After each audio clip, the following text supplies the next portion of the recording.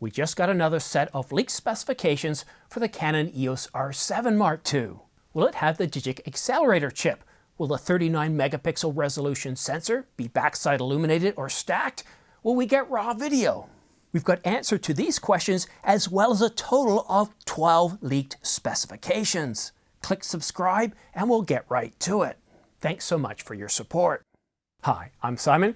I love to scan all the news and rumor sites, patent applications, and pro forums, especially when we're getting ready for the announcement of a much anticipated camera. And today, well, we've got a big update for you on the Canon EOS R7 Mark II. Now, these aren't validated leaked specifications, but they do come from a site that, well, we've come to know quite well in recent years. Over the last 2 days, I've received some possible specifications for the Canon EOS R7 Mark II. I can't verify the information, but it does read pretty well. Now, we did find a few syntax errors and duplications, which we're going to correct for you. So, without further ado, let's go ahead and get right to them. Now, the sensor, we've heard about this for, I guess, the better part of 3 months now, that it was going to have a sensor of around 40 megapixels. And in the last month, it's kind of tightened up to be a 39 megapixel APS-C sensor. Now, some have wondered, well, is that too much for a camera like this? And I kind of thought it was a little bit high, but we've seen that Fujifilm and others are really pushing what an APS-C censored camera is. They're treating it more like a pro-level camera. Fujifilm, as you know, doesn't do full frame. They do APS-C and they do medium format.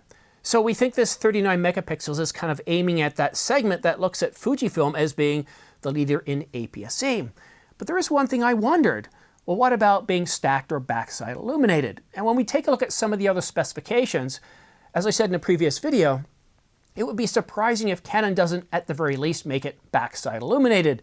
And these latest leaked specifications, well, they say that it's going to be a backside illuminated sensor, not stacked.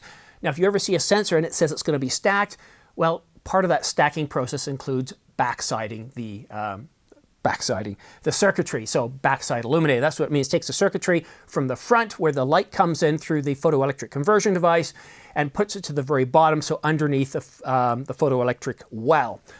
There is one specification in this latest leaked set of specifications, actually the next two, that are a little bit too bold. One is that it's going to have the digic accelerator chip. Now, this is a new chip. It debuted with the Canon EOS R5 Mark II and the Canon EOS R1. And what was significant about this, it would take on a lot of the autofocus capabilities, some of the predictive tracking, and a feature that is, how should we say, premium for Canon EOS R5 and R1 owners is action priority mode. And with your camera set to action priority mode, pick the right sport, and what it's going to do is track the subject, track him by the eye or the head, whichever it can do. If it's going to go for the eyes first, if it can't do the eyes, it'll do the head, and it's going to track that subject. Ball gets past, it tracks the other subject. It's a pretty interesting capability, but I have some hesitation on this being in this camera, and I'm going to get to that a little bit later on. But right now, I just want to cover off all the latest leaked specifications. Then we can do a bit of a reality check, because some people, they just want to hear the latest leaked specifications. They don't care about the analysis. They don't want to hear the cons. They just want to hear all the pros. So digic accelerator chip basically ensures that the R7 Mark II would have the exact same autofocus system as found on the Canon EOS R5 Mark II and R1, the same capabilities.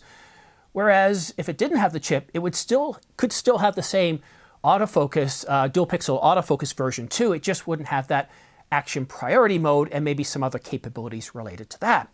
Now, the next caveat, I'm speaking ahead of myself, the next capability that I'm a little unsure about is 40 frames per second. Now, keep in mind, this isn't the R7 Mark I, it's not the R6. With 39 megapixels, think about this, you're shooting RAW plus JPEG or RAW plus HEIF, that's an awful lot of data. So, accelerator chip, 40 frames per second, these are two red flags, but let's keep going, because a lot of these, I think, are quite plausible and realistic.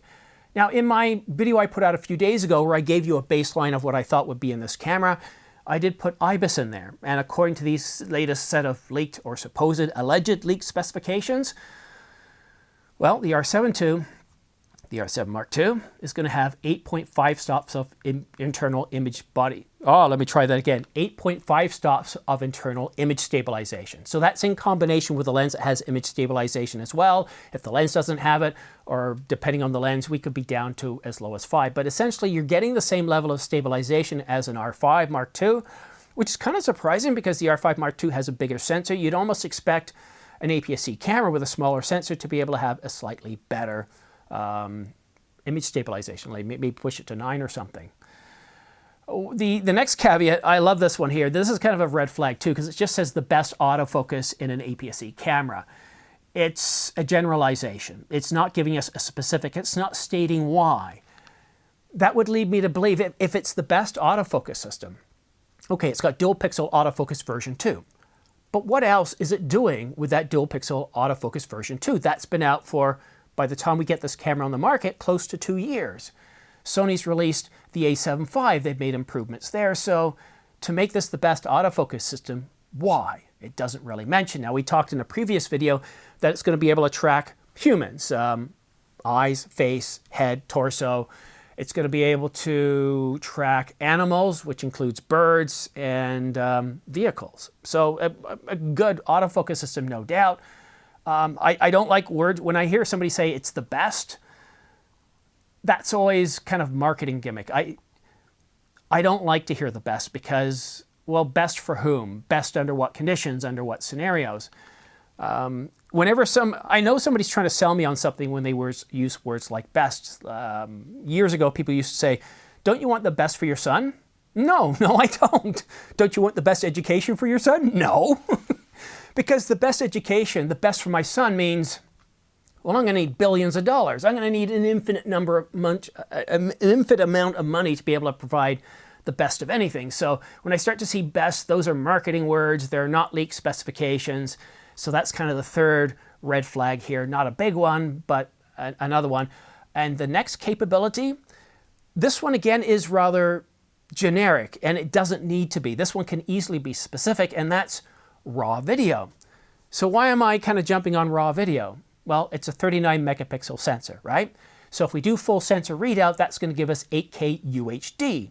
Now, am I sure it's going to have 8K UHD? Well, if the resolution is 39 megapixels, there's no reason not to, because otherwise you're taking your best mode and you're bidding it, you're doing other things, and it doesn't make sense. So if you're going to do RAW, it's going to be the full sensor, so we'd have 8K RAW, most likely up to 30 frames per second. I doubt they could do 60. Well, they could do 60. They did it with the R5 II, and to do it to an APS-C, so sure. But I think 30 frames per second for sure, 60 frames per second, maybe. I'm getting a little excited here. I'm tripping over my words.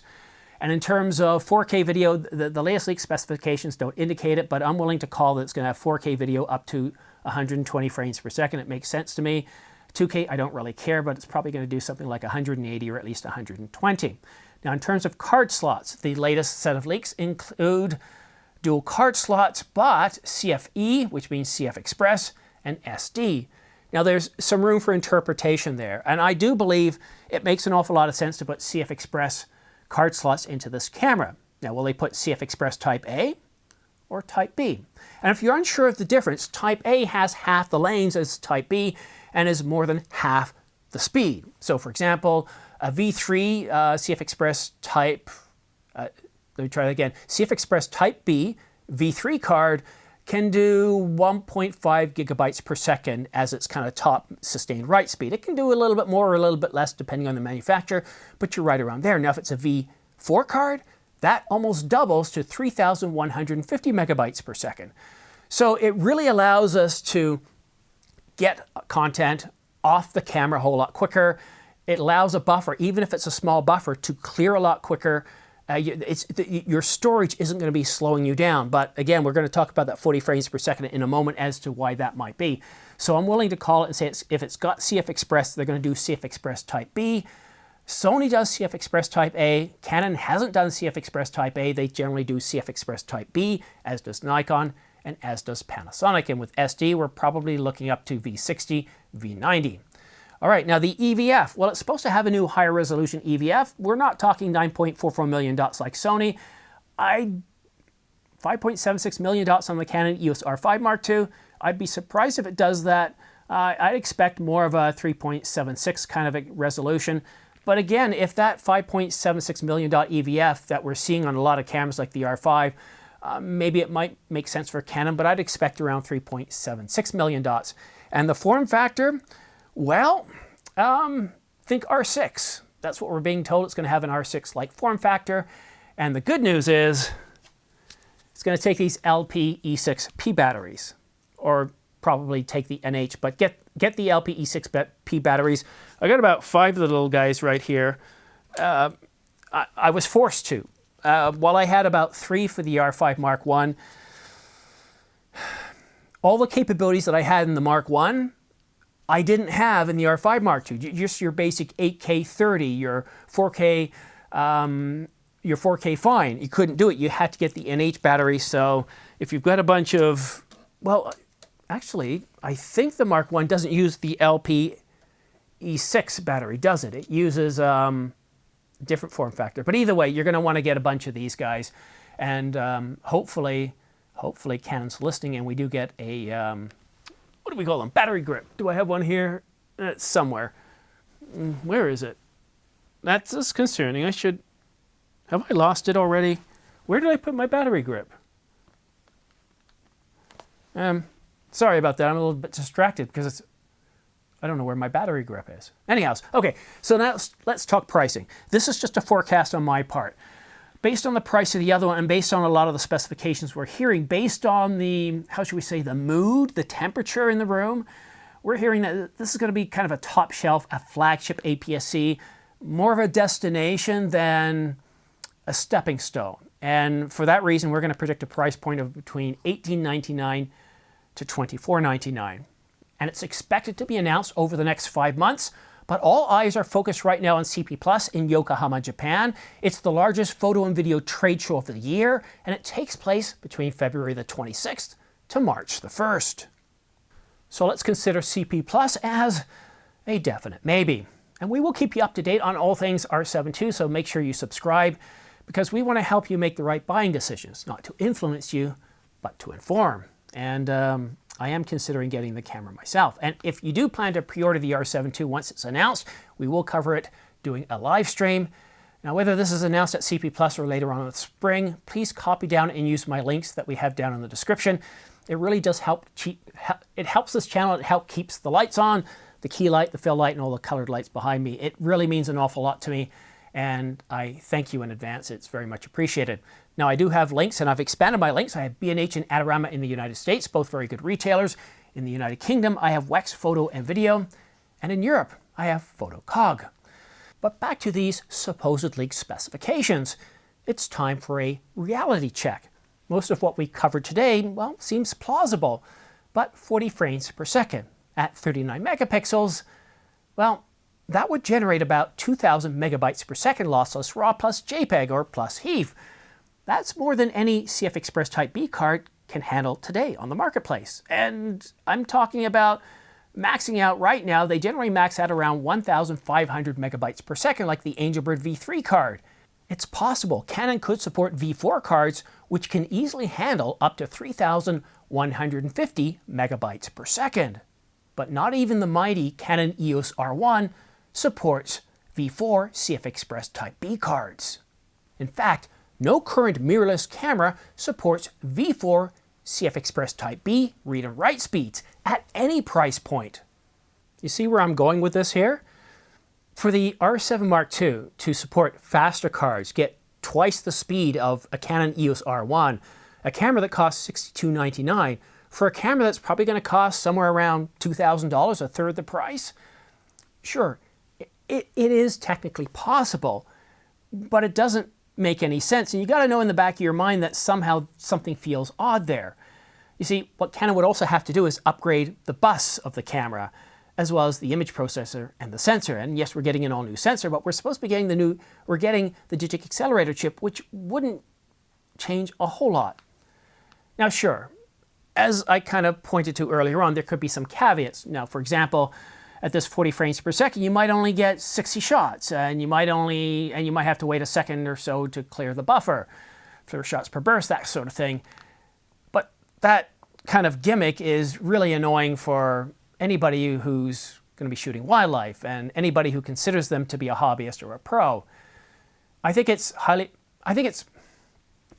gut tells me it's far more plausible and realistic to expect a more reasonable 30 frames per second, just like we see in the Canon EOS R5 Mark II. It can shoot 30 frames per second at 45 megapixels using a V3 CF Express Type B card. So 40 frames per second, while a specification, will definitely increase the cost of the camera over 30 frames per second. Now, either way, Canon will allow us to adjust the frame rates that we want to shoot at, just like they did with the Canon EOS R5 Mark II. But our second red flag, getting the Digic accelerator chip, well, this one's also noteworthy. This chip allows capabilities like Canon's Action Priority Mode, which is designed for tracking subjects in crowds or in sports, and is only found in the Canon EOS R5 Mark II and the EOS R1. The engineering that Canon has to do to support 40 frames per second and also give us the Digic accelerator chip is going to make this a more expensive upgrade than, well, it need be. And do we really all need those extra capabilities in what's supposed to be a wildlife camera? So expensive and upscale that not even the recently announced and shipped Canon EOS R6 Mark III didn't get it, and it's a mid-range full-frame camera. Only the R5 at $38.99 and the R1 at $62.99 have the Digic accelerator chip. When I see red flags like these, I tend to think that they're made-up forecasts being passed along as leaks, combining previous leaks to make them more plausible. Now, I don't do that here. I put out a video a few days ago where I gave you what I thought would be my baseline specifications for the camera. I'll call them what they are, and if I get sources giving me validated leak specifications, I'm going to pass them off as that from my sources. So perhaps, maybe, you can help us validate something that we've heard here today, anything, or even provide us more details. And if so, please email me at simonDyates@gmail.com so I can share it with my viewers. I want to say thank you to everybody for watching this video. It's very much appreciated. When I saw these leaked specifications, I thought, I've definitely got to do a video on this. I looked at them, and overall, I thought they looked pretty good. In fact, if they had kept it at 30 frames per second, I would have been good there. And if they had said Digic accelerator, well, yeah, that one I would have been surprised by too, because again, the R6 Mark III, it was just announced, it just started shipping late in Q4 of 2025. So the R6 Mark III, a camera that sits beneath the R5, it doesn't have the Digic accelerator chip. Canon didn't give it to that camera, despite its really good autofocus system. Yeah, and I know what you're thinking, but they got 40 frames per second. Yes, they did, but at a lower resolution. Going from 30 to 39 megapixels, well, it's the difference between using a V3 CF Express Type B card and one that doesn't work on a V3 CF Express Type B card, requiring a V4 CF Express Type B card and putting it into a whole nother engineering performance category. It's kind of like, I like to use an example of cars. Think of a Corvette. Let's say it's around $100,000. It's a pretty fast car. It can go up to around 215 miles an hour or around 330 kilometers an hour, somewhere around there. Now you can get a Formula car that can hit those same speeds. So not impressive, right? Well, the difference is the Formula One car can handle those speeds all the time, can do turns at 200 miles an hour, 200 kilometers an hour. It can sustain those speeds. It can sustain G-forces. It can handle things even when the Gs are pushing 1.2, 1.3 lateral Gs. There's still plenty of oil circulating in that engine. The amount of engineering it takes to deliver a Formula One car is an order of magnitude of 10 to 20 times higher. And so when we start to push from 30 to 40 frames per second, and we put a Digic accelerator chip in there, well, we start to see you're now requiring things that are either a whole list of caveats, which is just going to annoy people, or it starts to show off as a red flag. So what do I think is real here? It begins to sound like that 40, 39 megapixel resolution is turning out to be true, that it's going to be backside illuminated. Makes sense. 30 frames per second makes sense. CF Express Type B makes sense if it's a flagship camera. SD card as well. I can't see Canon doing dual CF Express Type E. They don't do that any camera except for their $6,300 Canon EOS R1. New EVF, sure. New LCD, sure. 8K video, well, yeah, 8K video on a sensor that's 39 megapixels, sure. I mean, we see this with Fuji. But it's not going to do 8K DCI. Now that it's going to do RAW, okay, it surprises me a little bit. Not a whole lot. Because the camera can do 8K, why not throw in 8K RAW? It's less effort to do that than to do some of the other codecs that they can throw in. It's just that it changes things up a little bit. It does make this more of an upscale, more impressive camera. 4K up to 120 frames per second, I think, is expected as well. So let me know what you think in the comment section down below. And again, if you have heard anything that you can share with my viewers, you've overheard something about the leaked specifications, don't forget to email me at simondayates@gmail.com. Thank you so much for watching. Have yourself a great day, a great weekend, and we'll see you again soon.